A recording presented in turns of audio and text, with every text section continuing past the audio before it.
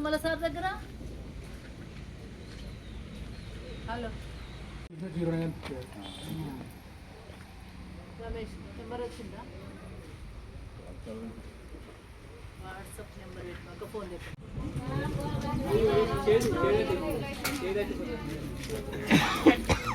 ఈసారి వేరే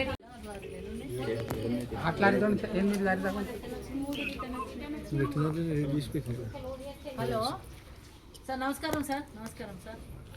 sir sir sir ఏం లేదు సార్, మా రామాయణపేటలో జొన్నలు ఉన్నాయి సార్. హలో మాట్లాడినాము.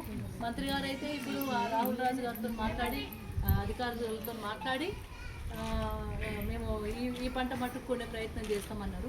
చూద్దాం, ఇవాళ రాత్రి వరకు వాళ్ళు ఏమైనా అధికారులు మాట్లాడుతారో చూద్దాము.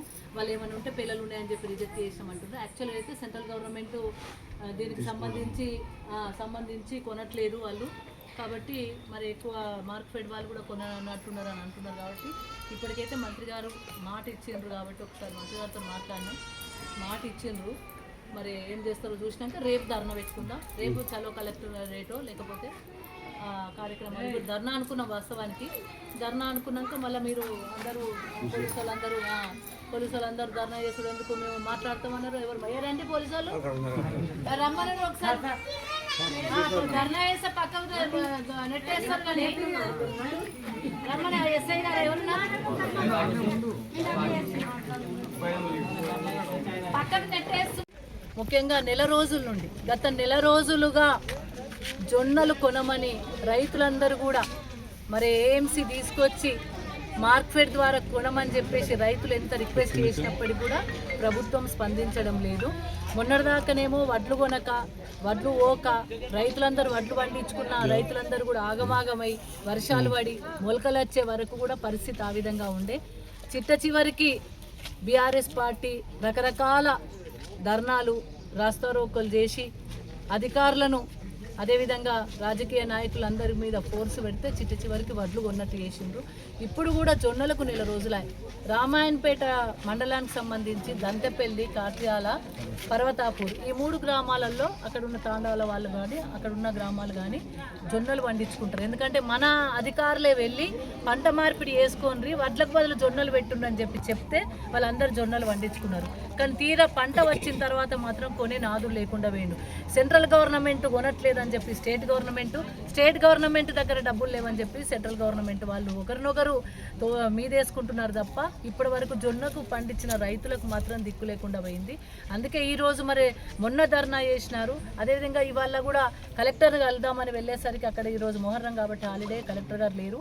మరి ఇప్పుడు వీళ్ళందరూ కూడా ఏఎంసీ దగ్గరకు వచ్చి ఆ జొన్నల పరిస్థితి చూస్తే ఒక 4 లారీలు కొని అక్కడికి మార్కెట్ ఆఫీస్కి పోయిన తర్వాత అక్కడికి వెళ్ళి రిజెక్ట్ చేసినారు.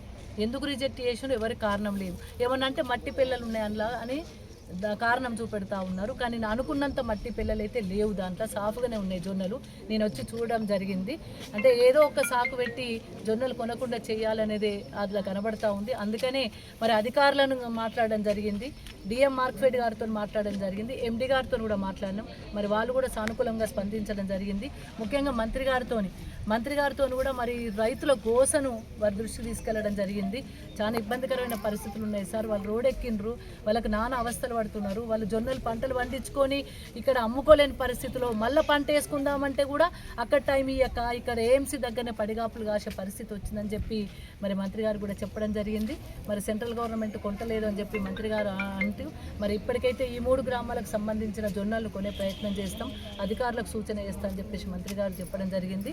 మరి ఈరోజు మాత్రం మంత్రి గారు చెప్పిన సూచన ప్రకారం మా రైతులందరినీ కూడా ఇక్కడ ఈరోజు మరి రాస్తారోకో ధర్నా చేస్తూ ఉంటే వద్దని చెప్పి రేపు ఎల్లుండి మండే వరకు మాకు సానుకూలమైన నిర్ణయం రాకపోతే మాత్రం మేము కలెక్టర్ గారి దగ్గరకు రాస్తారోకో తీవ్రమైన ఉద్యమాన్ని మాత్రం చేస్తాం. ఎందుకంటే రైతులకు అంత జొన్నలను అమ్మక అట్లనే పెట్టుకోవడం అనేది, అంత పంటను మరి నేలపాలు చేయడం అనేది కరెక్ట్ కాదు. రైతులందరూ గోచరంగా ఆగమాగం అయిపోతారు. కాబట్టి వారి తరఫున నిలిచి ఆ 3 గ్రామాలకు సంబంధించి కలెక్టర్ దగ్గర కూడా వెళ్తాం. డెఫినెట్గా అంటే మేము ఉద్యమాన్ని కూడా ఉధృతం చేయాల్సిన పరిస్థితి కొనేంత వరకు కూడా తప్పకుండా ఏదో ఒక రూపకంగా మరి ప్రభుత్వం దృష్టికి తీసుకెళ్తాం.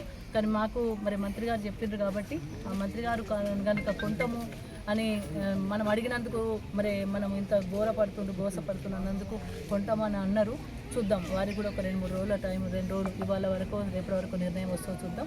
తర్వాత మాత్రం ఇప్పుడే మళ్ళీ పోలీసు వాళ్ళకు కూడా చెప్పడం జరిగింది.